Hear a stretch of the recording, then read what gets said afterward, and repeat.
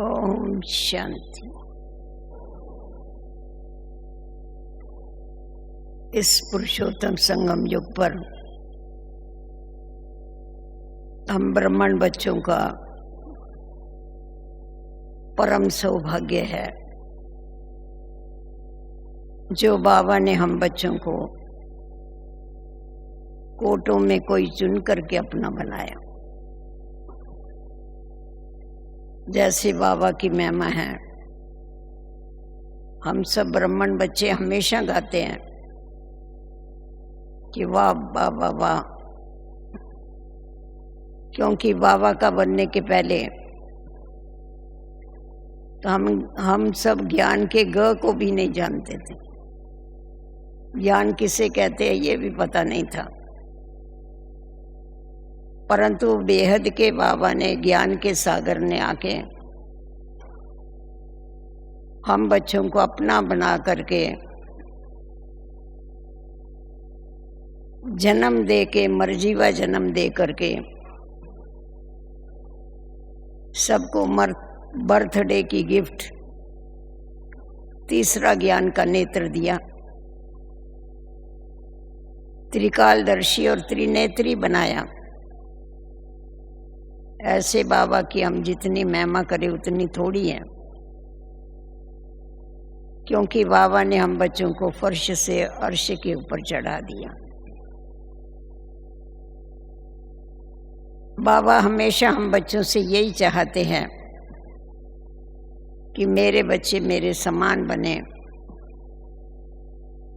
और बाप का नाम बाला करें। हमें ये जानकारी है सबको कि बाबा ने आके हमें एक शूद्र से ब्राह्मण बनाया और ब्राह्मण से देवता बनाने के पहले हम सभी को ब्राह्मण सो फरिश्ता और फरिश्ता सो देवता बनना। हम सभी का लक्ष्य ये है कि हमें बाप समान बनना है, हमें फरिश्ता बनना है, हमें संपूर्ण बनना है, हमें संपन्न बनना। कहा जाता है जैसा लक्ष्य रखेंगे वैसे लक्षण सहज अपने अंदर धारण करते रहेंगे। आज हम दुनिया में भी देखते हैं कि जो हद के एक्टर हैं वो कभी राम का पार्ट बजाते हैं तो कभी श्री कृष्ण का पार्ट बजाते हैं। आर्टिफिशियल और टेम्पररी, परंतु उसका भान उनको इतना होता है जैसा समझते सचमुच हम ही राम बनेंगे, हम ही कृष्ण बनेंगे। और जो देखने वाले हैं उनको भी ऐसा ही लगता है कि ये हम श्री राम से मिल रहे हैं, श्री कृष्ण से मिल रहे हैं। उसी भावना से उनको देखते हैं और उनके आगे नतमस्तक होते हैं। जो आर्टिफिशियल स्मृति है वो उनके अंदर इतनी समृद्धि ला देती है जो सामने वालों को भी आर्टिफिशियल रियल दिखाई पड़ता है। परंतु हम तो बाबा के बच्चे प्रैक्टिकल में फरिश्ता बनने वाले हैं, कर्मातीत बनने वाले हैं। तो जब हम रियली फरिश्ता बनने वाले हैं, हमारी स्टेज ही वो है ब्राह्मण के बाद, तो उसकी स्मृति से उस स्थिति में रहने में कभी तकलीफ नहीं होती। कहा जाता है जैसी स्मृति वैसी स्थिति। इसीलिए बाबा ने आके हम बच्चों को पहले समर्थ स्मृति दिलाई, जिस समर्थ स्मृति के आधार पर ही हम अपनी स्थिति को समर्थ बनाते, शक्तिशाली बनाते। फरिश्ता किसको कहा जाता है, इसका सैंपल हम सभी के सामने साकार ब्रह्मा बाप है कि साकारी दुनिया में रहते हुए भी बाबा ने प्रैक्टिकल में फरिश्ता बनकर के बताया बाबा को देखते ही ऐसा लगता था कि ये कोई अभी अभी वतन से उतरा हुआ फरिश्ता है। बाबा के नयन, बाबा के चैन, बाबा की दृष्टि, बाबा के बोल कुछ भी लौकिक नहीं थे परंतु अलौकिक थे, जिसके कारण देखने वालों को भी ये अनुभव होता था कि फरिश्ते क्या होते हैं। फरिश्ता अर्थात जिसका ना देह और ना देहधारियों से रिश्ता है, उसको फरिश्ता कहा जाता है। तो प्रैक्टिकल में बाबा देह में रहते हुए विधेयी अनुभव होते थे। सर्व के साथ प्यार का रिश्ता निभाते हैं, माता पिता का प्यार देते, माता पिता की पालना करते हैं, परंतु वो करते हुए भी बाबा किसी के साथ अटैच नहीं थे, सबसे डिटैच। जिसने कभी अपनी देह को अपनी देह नहीं कहा, वो दूसरों की देह की तरफ कैसे ध्यान दे सकते? क्योंकि जिस दिन से शिव बाबा की प्रवेशता हुई, उसी दिन से लेकर के बाबा ने अपना तन मन और धन सब कुछ ईश्वर को दे दिया। बाबा कभी भी ऐसा नहीं कहते थे ये मेरा तन है। हमेशा बाबा कहते थे ये शिव बाबा का रथ है। शिव बाबा कहता था ये मेरा तन नहीं है, इसका तन है, मैंने लोन लिया। परंतु बाबा कभी भी इस बात को नहीं स्वीकार करते थे। बाबा तो हमेशा यही कहते थे कि ये शिव बाबा का रथ है और बाबा ने इस रथ का आधार लिया हुआ है। तो ये मैं और मेरापन, ये दो शब्द बाबा की डिक्शनरी में नहीं थे। मैंने किया, मेरे बगैर ये नहीं हो सकता है, मैं यज्ञ को संभालता हूँ, मैं यज्ञ का पिता हूँ, कभी नहीं स्वीकार किया। बाबा हमेशा यही कहते थे कि ये शिव बाबा का यज्ञ है, हम सब इस यज्ञ के रक्षक हैं, हम सब यज्ञ के वत्स हैं। ये बाबा का यज्ञ संभालने के लिए मेरे को बाबा ने निमित्त रखा हुआ। निमित्त और निर्माण, इन दो गुणों के कारण बाबा जल्दी से जल्दी ब्राह्मण सो फरिश्ता बन गए। क्योंकि जो भी कार्य बाबा करते थे ये निमित्त मात्र करते थे, और अपने को निमित्त समझने के कारण बाबा में उतनी निर्माणता थी, कर्तापन का भान नहीं था। मैं करता हूँ, मैं कराता हूँ, नहीं। सब कुछ करते हुए भी करण करावनहार स्वामी करा रहा है, मैं निमित्त मात्र हूँ।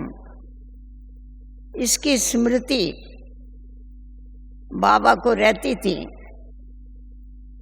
जिसके कारण बाबा का हर कर्म, हर बोल लौकिक नहीं परंतु अलौकिक था। वो लोकवासियों का बोल नहीं था। जब तक तन में है तब तक कर्म तो करना ही है, परंतु कर्म करते हुए भी उससे न्यारा रहना, ये सीखना हुए तो ब्रह्मा बाबा से सीख सकते। बाबा भल सुनते थे, हम जो बोलते थे, समाचार सुनाते थे, पर हमें खुद को फील होता था कि ये बाबा सुन रहा है या नहीं सुन रहा है। बाबा ध्यान देते थे, करेक्शन देते थे, सब कुछ करते थे, परंतु जैसे कहा जाता है सुनते हुए भी नहीं सुनते हैं, देखते हुए भी नहीं देखते हैं, बोलते हुए जैसे पता नहीं कहाँ से बोल रहा है। तो ये जो स्टेज है, आप कहेंगे बाबा के लिए क्या कठिन था, ये तो शिव बाबा का रथ था, पर ऐसी बात नहीं। बाबा का भले रथ था, परंतु बाबा ने खुद मेहनत करके इस स्थिति को प्राप्त किया। शिव बाबा ने कोई रथ लिया तो उसका रिटर्न उसको दे देता है, परंतु ऐसी स्टेज को प्राप्त करने के लिए बाबा ने रात दिन मेहनत किया। आप लोगों को बाबा की हिस्ट्री मालूम होगी। जब शिव बाबा की प्रवेशता हुई तो बाबा ने मैं आत्मा हूँ, मैं आत्मा हूँ, मैं आत्मा हूँ, इसका पाठ कितना पक्का किया। कापियां की कापियां लिख दिया, मैं आत्मा हूँ, मैं आत्मा हूँ।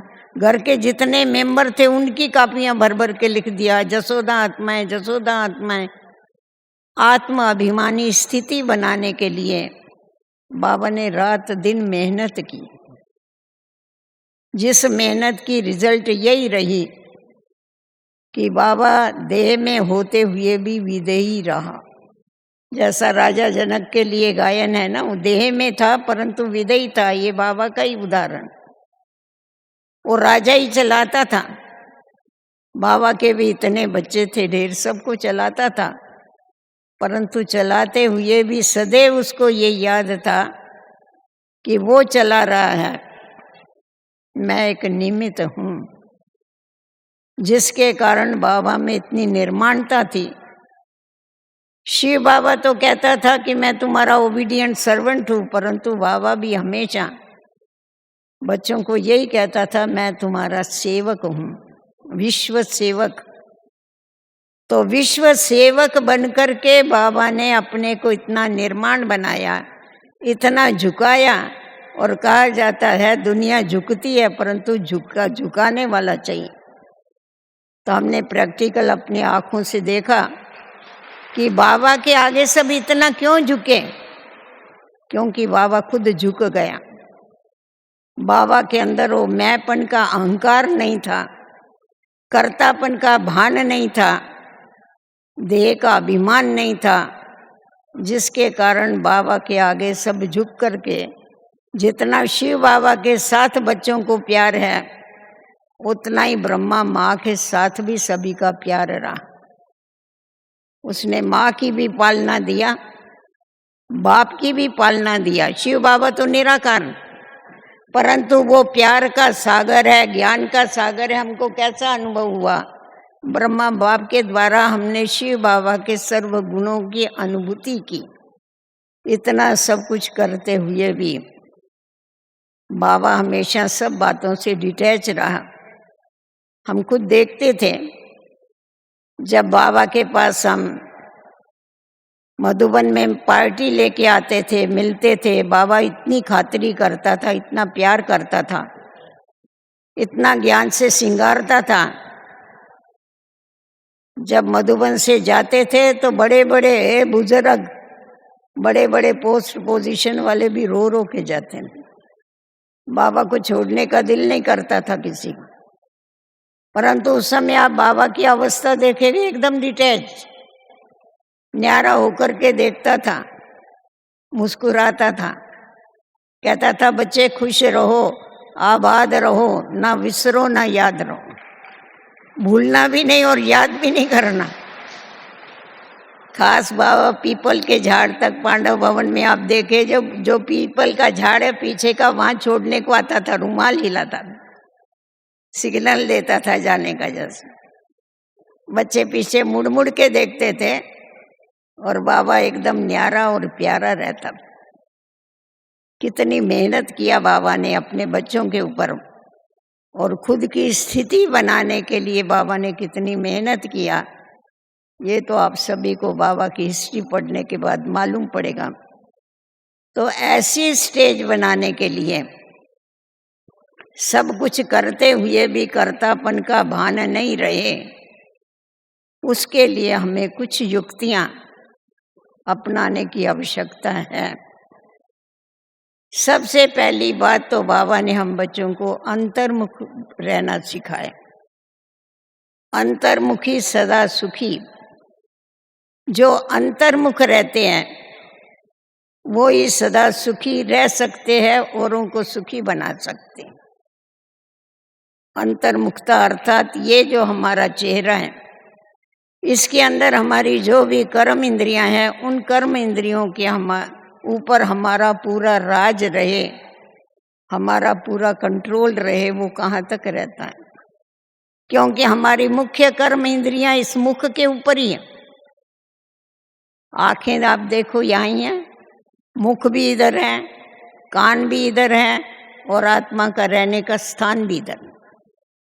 बाबा ने हम बच्चों को इस बात का पक्का पाठ पढ़ाया हुआ है कि स्वराज अधिकारी बनने के बगैर आप विश्व राज अधिकारी नहीं बन सकते। इसीलिए आपका सूक्ष्म कर्म इंद्रियां, मन, बुद्धि और संस्कार, और जो स्थूल कर्म इंद्रियां हैं, इनके ऊपर जब तक आपका राज नहीं है, जब तक आपका कंट्रोल नहीं है, तब तक आप स्वराज अधिकारी नहीं कहला सकते हैं। और स्वराज अधिकारी नहीं है तो विश्व राज अधिकारी भी नहीं बन सकते। तो इसीलिए पहले हमें अपनी कर्म इंद्रियों के ऊपर, स्थूल कर्म इंद्रियां चाहे सूक्ष्म कर्म इंद्रियां, इसके ऊपर विजय प्राप्त करने के लिए बाबा ने हम बच्चों को युक्ति बताई है कि सदैव अपने स्वमान की सीट के ऊपर सेट रहो। साकार बाबा को कितना नशा था, वर्तमान और भविष्य। भविष्य भी बाबा को एकदम सामने दिखाई पड़ता था। बाबा ऐसा भविष्य वर्णन करता था, अभी अभी मैं शरीर छोड़ूंगा और जाके मिचनू बनूंगा। तो ऐसा लगता था जैसा श्री कृष्ण का रूप दिखाई पड़ता। बाबा की वो जो पावरफुल स्मृति थी, पावरफुल स्मृति से स्थिति पावरफुल बनती थी। तो उसी प्रकार जो हम स्वराज अधिकारी बनना, अर्थात ही अपने कर्म इंद्रियों के ऊपर हमारा पूरा कंट्रोल। सूक्ष्म कर्म इंद्रियां और ये जो स्थूल कर्म इंद्रियां, इसके लिए बाबा ने हम बच्चों को खास स्लोगन दिए हुए हैं, जिन स्लोगन को हम रोज रिपीट करते हैं। बाबा ने हम बच्चों को बताया, बच्चे बुरा मत सुनो, बुरा मत देखो, बुरा मत बोलो, बुरा मत सोचो। क्योंकि जो मन है वो भागता है। मनसा के ऊपर कंट्रोल करना बाबा के बगैर और किसी ने नहीं सिखाया। ये तो आप देखेंगे जिधर उधर चित्र लगा के रखेंगे महात्मा गांधी के नाम से कि वो बताता है बुरा मत सुनो, बुरा मत बोलो, पर इसमें ये नहीं है बुरा मत सोचो। बाबा ने आके हम बच्चों को ये ज्ञान दिया कि जो भी कर्म है, कर्म का बीज सोच, संकल्प। तो बाबा ने हमें पहले संकल्पों के ऊपर कंट्रोल करना सिखाया, परंतु संकल्प किस आधार पर चलते हैं? जैसा देखते हैं, जैसा बोलते हैं, जैसे सुनते हैं, वैसे ही हमारे संकल्प भी चलते हैं। और जैसे संकल्प करते वैसी हमारी दृष्टि भी बनती है। एक दो के लिए दोनों ये ओत प्रोत। तो इसीलिए हमेशा अपनी सीट के ऊपर सेट होकर के बाबा ने हम बच्चों को राजा बनना सिखाया। कर्म इंद्रियों का राजा बनके कर्म इंद्रियों के द्वारा तुम कर्म कराओ, करावनहार बनकर के कर्म कराओ। तुम्हारी कर्म इंद्रियां तुम्हारा कहना मानेंगी। बाबा जब लौकिक में थे उस समय भी बाबा अपनी रोज दरबार लगाते थे कर्म इंद्रियों की और उनसे हालचाल पूछते थे। बाबा के इशू ये लच्चू बहन थी, वो कॉपी बताती थी हमेशा, बाबा लिखता था रोज बैठ करके। तो उसी प्रकार हमें भी हमारी जो कर्म इंद्रियां हैं इनके ऊपर कंट्रोल करने के लिए हमें विशेष अटेंशन देने की आवश्यकता है। वैसे तो आप देखेंगे तो मुख को दरवाजा है बंद करने का, हमें नहीं बोलना होगा तो मुंह बंद हो जाएगा, नहीं देखना होगा तो इधर भी दरवाजा है, आंखों को आंखें बंद कर लेंगे। कान को दरवाजा है,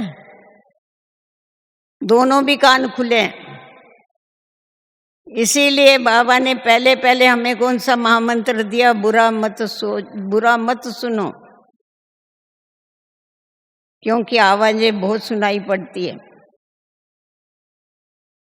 अगर स्थूल रीति से भी कोई घमसान होता है, शहर के अंदर कोई भी घमसान होगा तो लोग क्या करते हैं, आप अगर मार्केट में जाके देखेंगे तो दुकानदार फटाफट अपनी दुकानों के शटर गिराते हैं। अगर दुकानें खुली होगी तो बहुत लूटपाट होगी, बहुत घमसान होगा, बहुत नुकसान होगा। तो वैसा ही बाबा ने बताया, ये दो कान माना दो कान, इन दो कानों को बंद करो। अगर ये दुकान तुमने बंद कर दिया, कोई घमसान नहीं, क्योंकि ये दो कान जब खुले हुए होते हैं तो जैसा सुनते हैं वैसा सोच चलता है, जैसा सुनते हैं वैसा मुख से बोल भी देते हैं, जैसा सुनते वैसा सोच भी लेते हैं। ये दुकान का बहुत इम्पोर्टेंस है। आज देखो स्कूल में बच्चों को जब गलती होती है बच्चों की, तो टीचर क्या पकड़ता है, कहानी पकड़ता है। जब किसी को माफी मांगनी होती है तो क्या पकड़ते हैं, कहानी पकड़ते हैं। इतने इम्पोर्टेंस है ये कान। बाबा हमेशा कहते हैं कि बच्चे, जैसा शेरनी का दूध है ये सोनी बर्तन में ठहरता है, वैसा बाबा का ज्ञान ये पवित्र बर्तन में ही ठहर सकता है। ये पवित्र करो, इसको कानों को पवित्र बनाओ। वाहियात बातें मत सुनो, परचिंतन मत सुनो, अंतर्मुख हो जाओ। तो जितना जितना हम कंट्रोल करते हैं इसके ऊपर, वाणी के ऊपर कंट्रोल करते हैं। वाणी के लिए भी बाबा ने क्या कहा, कम बोलो, धीरे बोलो, मीठा बोलो। बोलना है तो ज्ञान बोलो, ज्यादा बोलने की आवश्यकता नहीं कुछ। तो हम इसके ऊपर अटेंशन रखते हैं तो ये कर्म इंद्रियां धीरे धीरे हमारे आर्डर पर चलना चालू कर देती हैं। नेत्रों के द्वारा देखना है तो किसको देखो, आत्मा को देखो।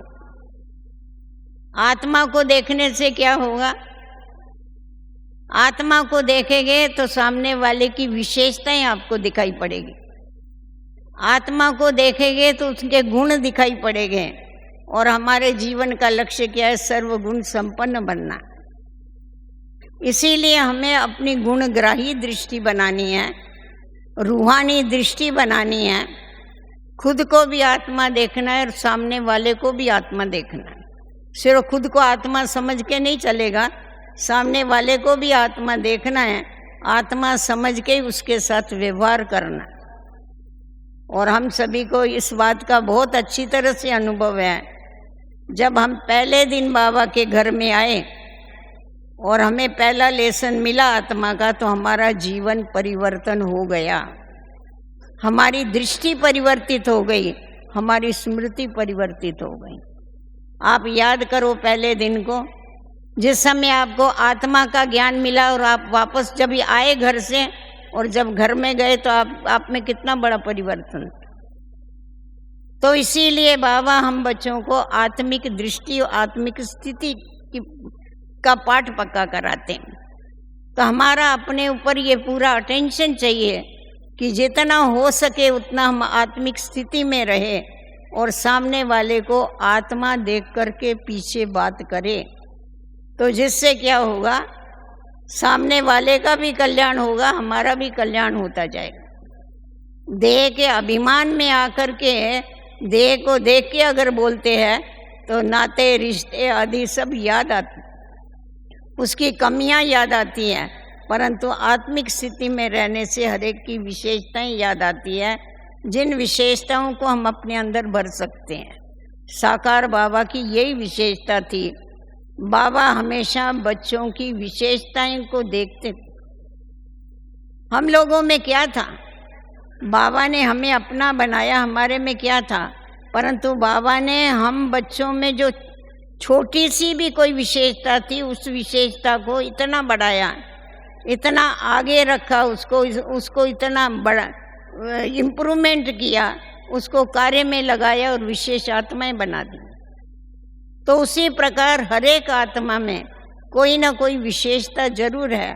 अगर वो देखने की हमारी दृष्टि बन जाती है तो क्या होता है, वो देखने से हम खुद ही विशेष आत्मा बन जाते हैं। उसके बाद हम देखते हैं कि जितना जितना हमें आत्मिक स्मृति रहती है, आत्मिक स्मृति से ही बाबा की याद रह सकती है। अगर आत्मिक स्मृति नहीं है तो बाबा की याद नहीं। अभी हमको बनना है बाप समान फरिश्ता,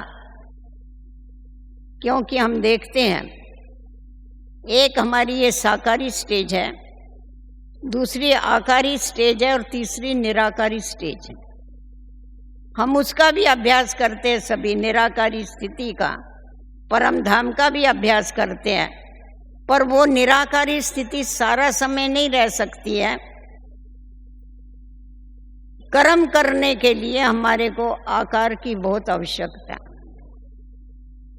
इस साकार से परे आकारी स्थिति में रह करके हम कर्म कर सकते हैं। निराकारी स्थिति में रह करके कर्म करना इतना इजी नहीं। वास्तव में हमारी स्टेज, ओरिजिनल स्टेज निराकारी स्टेज, परंतु बाबा ने हम बच्चों को बताया है कि तुम ब्राह्मणों को फरिश्ता बनना है और फरिश्ते के बाद तुम्हें देवता बनना है। अपने मूल वतन में जाना है वो तो अलग बात है, परंतु तुम्हें देवता तुम बाद में बनेगे जब फरिश्ता बने। फरिश्ता माना संपूर्ण स्टेज, आत्मा संपूर्ण पवित्र बन जाए। तो कर्म करते समय अपने को देह न समझ के मैं आत्मा जो हूँ, मैं इस लाइट के कार्ब में हूँ, अगर ये हमें स्मृति रहती है तो इस स्मृति के द्वारा क्या है, हम हल्के रहते हैं। फरिश्ता अर्थात डबल लाइट, डबल लाइट, मैं भी आत्मा लाइट हूँ, मेरा ये देह भी लाइट। लाइट का दूसरा अर्थ हल्का होता है, और हल्की चीज जो है वो नीचे नहीं रहती है, वो ऊपर उड़ती है। तो जितना जितना हम अपने को डबल लाइट समझते हैं, उतना उतना हम ऊपर की स्थिति में, ऊंची स्थिति में रहते हैं, बाबा के नजदीक रहते हैं, बाबा की याद बनी रहती है। और दूसरा हल्के का मतलब क्या है, हल्का मतलब लाइट माना हल्का। कभी भी अपने को जब आप फरिश्ता समझेंगे तो आपको कर्म का बोझ नहीं लगे। बोझ वाले नहीं हो, बोझ वाली चीज कभी भी उड़ नहीं सकती। कर्म करते हुए कोई भी किसी की ड्यूटी है, कितना भी बड़ा कार्य है, परंतु वो करते हुए हल्का रहना, क्योंकि ये कार्य का टेंशन होता है। जब हल्के नहीं होते हैं ना, वो किसको होता है कार्य का टेंशन, मैं करता हूँ, मुझे ही करना है, मेरे बिगर और कोई कर नहीं सकता है, वो टेंशन में जीते। परंतु जब हमें ये याद रहता है कि ये सब कुछ कराने वाला वो है, ये स्मृति जब रहती है करण करावनहार स्वामी की, तो हम एकदम हल्के हो जाते। आप लोगों ने बाबा की जीवन कहानी में सुना होगा, कितना बड़ा यज्ञ के ऊपर कितनी परीक्षाएं आई, इतना बड़ा बेगरी पाठ चला, परंतु बाबा सदैव हल्का रहा। क्यों? बाबा का यज्ञ है, बाबा के बच्चे, मेरा नहीं समझा उसने कभी, बाबा का। तो जब बाबा का है तो बाबा जवाबदार है, मैं तो निमित्त मात्र हूं। तो ये मेरापन न होने के कारण हल्कापन आता है। इसीलिए हमें ये प्रैक्टिस करने की आवश्यकता है। जब हम अमृत वेले हमारी आंख खुलती है तो बाबा ने हम बच्चों को युक्ति बताई हुई है कि अपने से तुम ये प्रैक्टिस करो कि मैं अभी अभी आत्मा बाबा के साथ विश्व कल्याण अर्थ इस देह में आई हूँ, अभी अभी आई हूँ। 5000 बरस हो गए तो वापस जाने में तकलीफ होगी, आपको याद आएगा तो, परंतु अभी अभी आई हूँ तो अभी अभी आना और जाना इजी हो जाएगा। तो जब ये हमारी बुद्धि में रहता है कि मैं अभी अभी बाबा के साथ आई हूँ, किसके लिए आई हूँ, मैं विश्व कल्याण के लिए आई हूँ। इस स्मृति से क्या है, हम सहज अपने घर में जा सकते हैं, बाबा से मिल सकते, अपने वतन में जा सकते। अपने को अभी अवतरित हुई तो आत्मा बाप के साथ जो अवतरित हुई है वो तो सतो प्रधान आत्मा, वो तो पावन आत्मा है। तो वो जो हमारी ओरिजिनल क्वालिटीज है वो हमारी स्मृति में रहेगी और हल्कापन रहेगा, हर कार्य करते हुए हल्कापन रहेगा। और वैसे भी हम देखते हैं हमारे पास कितने बड़े बड़े कार्य होते हैं और कितने सहज होते हैं। क्यों सहज होते हैं, क्या कारण है? लोग पूछते हैं हमारे से बहुत बड़े, कहते हैं बहन जी हमारे पास तो हमारे घर में तो जन्म में एक आध बारी कोई कार्यक्रम होता है, लड़की की शादी होगी या लड़की की शादी होगी, हम तो इतने भारी हो जाते, इतने डिफिकल्ट हो जाता है हमारे लिए, बात मत पूछो, इतना टेंशन हो जाता है। आपके पास तो रोज ही शादियां होती रहती हैं, कितनी आत्माएं आती रहती है आपके पास। हाँ, परमात्मा के साथ उसकी शादियां कराते रहते हैं, आप इतने बड़े बड़े प्रोग्राम करते हैं, पर इतना हल्का आप कैसे रहते हैं? आपको कोई टेंशन नहीं होता है। तो हम उनको बताते हैं अपना अनुभव, हम कहते हैं देखो आप जो कार्य करते हैं और आप जिस परिवार में रहते हैं, तो वो जो परिवार वाले हैं, वो जो मित्र संबंधी है, वो आपको पीछे खींचने वाले हैं, और हमारा ये जो ब्राह्मण परिवार है ये हमारे को आगे बढ़ाने वाला है, हमको सहयोग देने वाला है। हमारी ये दो भुजाएं नहीं, देखो ये हम सहस्र भुजा वाला जो ब्रह्मा है ना उसके बच्चे हैं, हमारा इतना बड़ा परिवार। तो ये हमको पीछे नहीं खींचता है, ये हमारे को आगे बढ़ाता है, ये हमको हमेशा सहयोग देता है। तो इतने सर्व के सहयोग से ये कार्य चलता है, क्योंकि बाबा ने हम बच्चों को ये पक्का कराया हुआ है, सर्व के सहयोग से सुखमय संसार। संसार बनता भी क्या, अनेकों से बनता है, एक से थोड़े संसार बनेगा। तो इसमें सर्व का सहयोग लगता है, तन का सहयोग लगता है, मन का सहयोग लगता है, धन का सहयोग लगता है। इसीलिए कितना भी बड़ा कार्य हुए परंतु हमारे लिए बहुत सहज हो जाता है, हम एकदम निश्चिंत रहते हैं, क्योंकि हमें निश्चय है कि हमारी विजय हुई पड़ी है, हमारा कार्य हुआ पड़ा है, क्योंकि हमारे करने वाले बहुत बैठे, हमारे को क्या चिंता।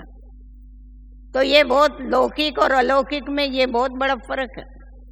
तो इसीलिए फरिश्ता बनना माना कार्य करते हुए भी कार्य का बोझ हमारे ऊपर नहीं रहे। हमें ये चेक करना चाहिए कि हमें जो भी कार्य मिला हुआ है, जो सेवाएं मिली, सेवा का भी बहुतों को बोझ होता है, जरा सी सेवा होगी इतना टेंशन होगा, अरे तुमको क्या तकलीफ है, तुम्हारा चेहरा ऐसा क्यों है? नहीं, ऐसा ही बहुत बड़ा काम है, बहुत बड़ा काम। अरे बहुत बड़ा बड़ा करके बाबा कहता है कोई भी कार्य बड़ा होवे या छोटा होवे मेरे हवाले कर डालो ना। जब तुम मेरे हवाले कर डालते हो तो मैं बैठा हूं, जब हमारा साथी भगवान है तो हमारे को काय का बोझ है ये तो बताओ। परंतु हम साथी को साथ नहीं रखते हैं। एक बार बाबा ने बहुत अच्छी बात बताई इस पर, अव्यक्त बाप दादा ने। बाबा ने कहा देखो बच्चे तुमको साथ लेना नहीं आता। लौकिक में अगर किसी का कोई रिश्तेदार पहचान वाला कोई मिनिस्टर होता है या कोई बड़ी पोस्ट वाला होता है तो वो क्या करते हैं, उनके नाम से अपने काम निकालते हैं।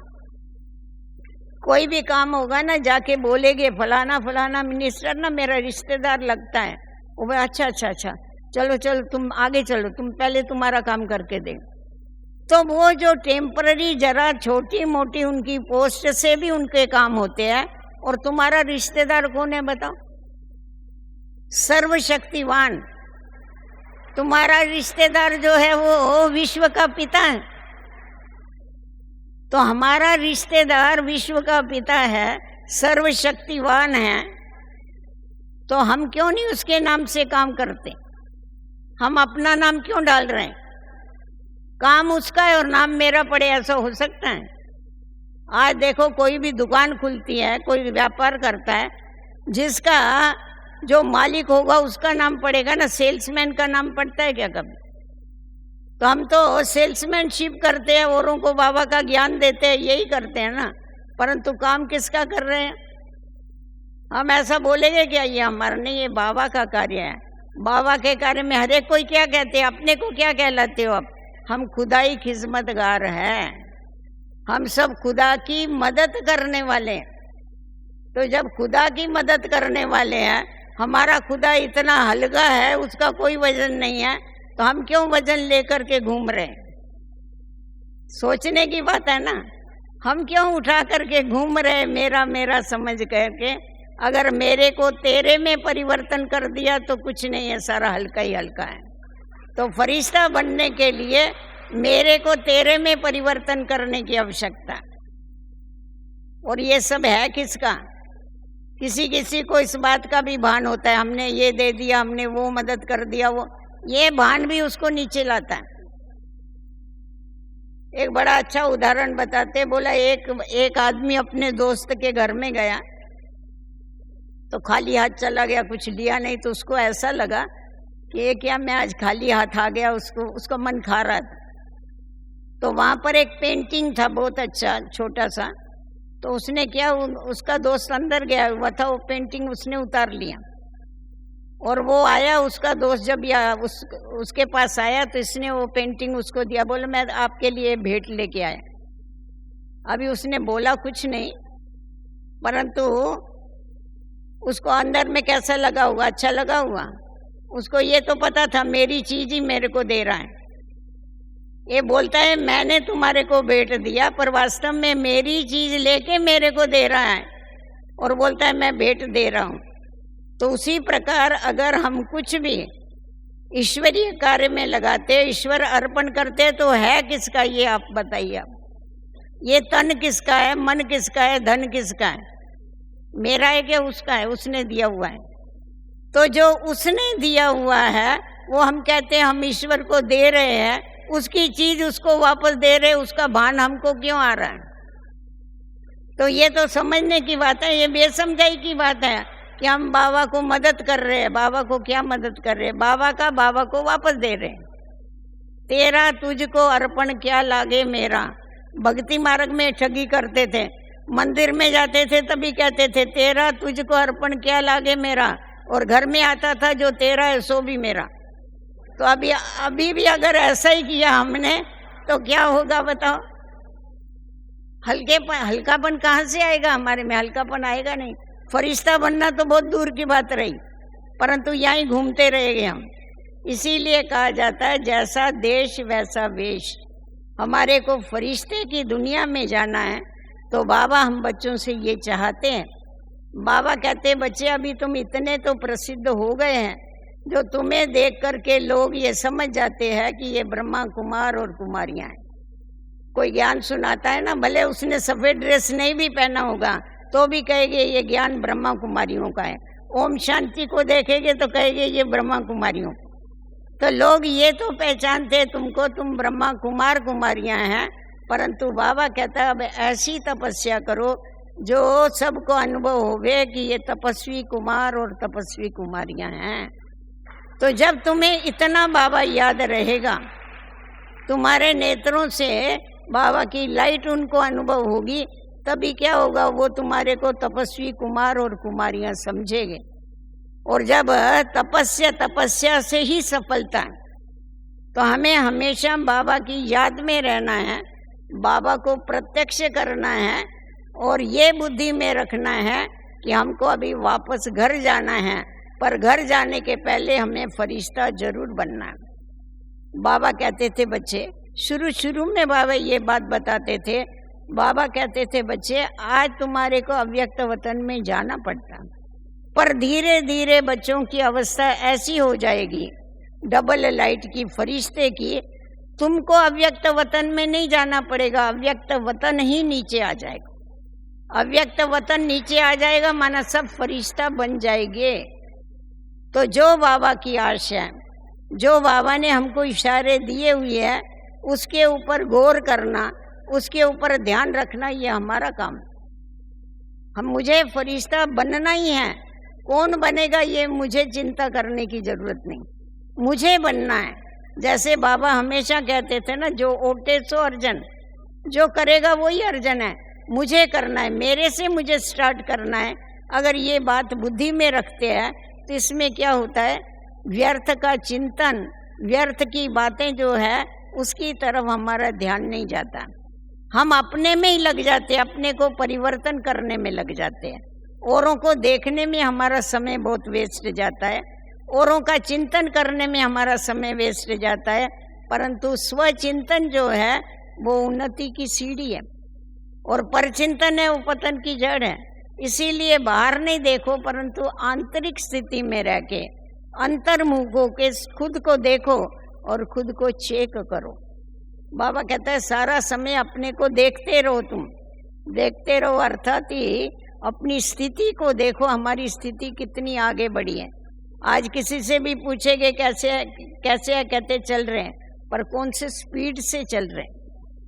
स्पीड भी चाहिए ना हो, आज कहाँ भी पहुंचना होगा तो कितना तेज हम चलते उसके ऊपर है।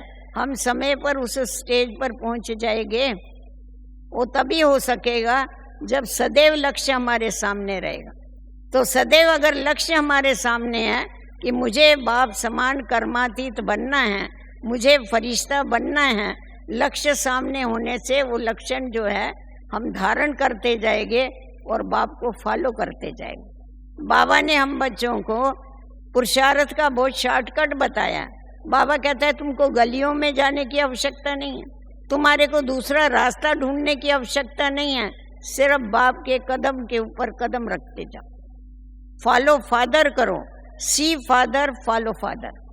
तो जब सदैव हम बाबा को सामने रखते हैं और बाबा के कदम के ऊपर कदम रख कर के चलते हैं तो अपने लक्ष्य तक हम जरूर पहुंच जाएंगे।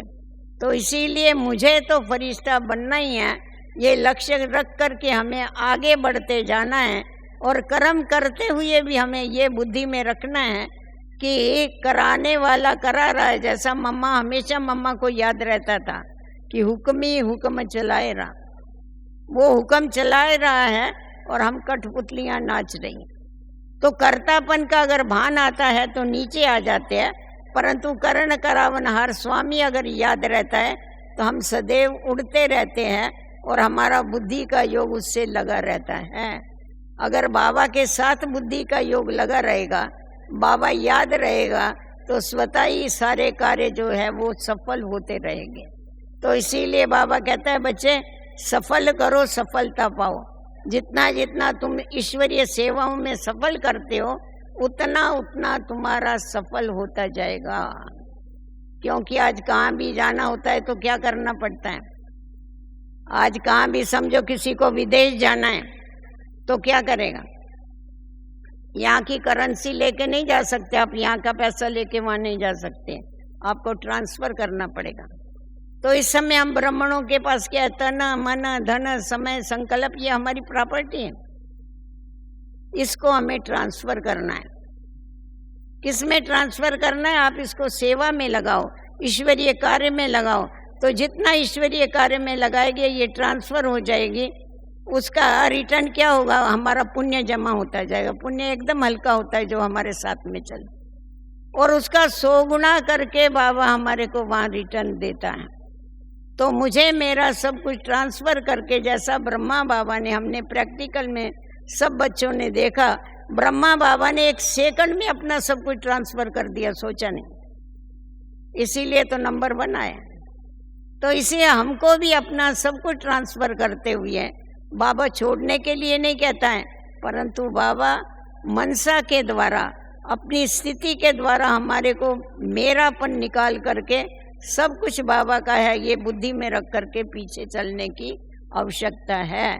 ऐसा नहीं मैं बाबा का हूँ और ये सब कुछ मेरा है, अगर ऐसा करके चलेंगे तो उससे कुछ फायदा नहीं होना। इसीलिए ट्रांसफर करो तो जरूर क्या हो जाएगा, हमारे साथ ये सब कुछ चलेगा। जो विनाशी है वो अविनाशी बन करके हमारे साथ चलेगा और 100 गुना होकर के बाबा 21 जन्मों के लिए हमको रिटर्न देगा, ये गारंटी है उसकी। तो ये अगर बातें बुद्धि में रख के हम चलते हैं तो एकदम हल्के हो जाते हैं। अरे बाबा ने तो प्रवृत्ति वालों को भी कितना निरसंकल्प किया हुआ है। आप लोगों को ख्याल होगा, बाबा के एक एक महावाक्य याद करो, ज्ञान का हमेशा मनन करेंगे ना, आपको बहुत आनंद आएगा। सिमर सिमर सुख पाओ। बाबा ने प्रवृत्ति वालों को यहाँ तक कहा हुआ है, तुम प्रवृत्ति में रहते हुए अपना जीवन समर्पणमय अर्थात सारा इस बाबा का समझ करके चलते हो, ट्रस्टी होके चलते हो, तुम कभी भूख मरने वाले नहीं। भले सारी दुनिया भूख मरेगी, तुम भूख नहीं मरे, तुम्हारे बच्चे भी भूख नहीं मरने वाले। बताओ ये कौन गारंटी देगा? भगवान के बगैर कोई गारंटी दे सकता है? तुम्हारे बच्चों की भी वो फिक्र करता है, वो भी नहीं भूख मरेंगे। परंतु हम कहाँ तक अपना सब कुछ उसके अर्पण करके चलते हैं या अपना समझ के चलते हैं, ये चेकिंग करने की आवश्यकता है। चेकिंग करने से ही हम अपने को चेंज कर सकते हैं। अगर चेकिंग नहीं करेंगे तो चेंज भी नहीं कर सकेंगे।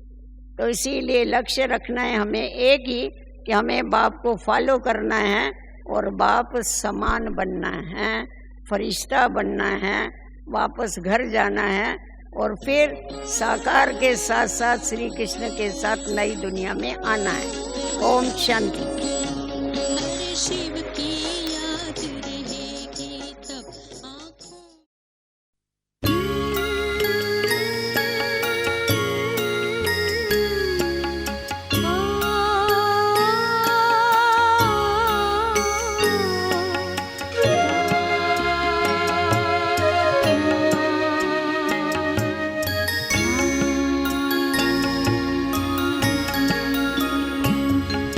फरिश्ता रूप रच कर देह का भान तज कर, फरिश्ता रूप रच कर देह का भान तज कर चले हैं पार गगन निराले अपने वतन, निराले अपने वतन, फरिश्ता रूप रच कर।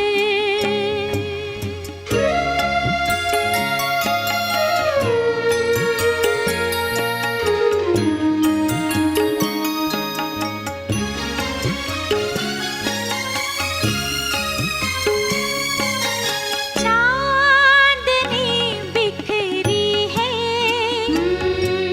मगर कोई चांद नहीं, मामा से बात होती है मगर कोई रात नहीं।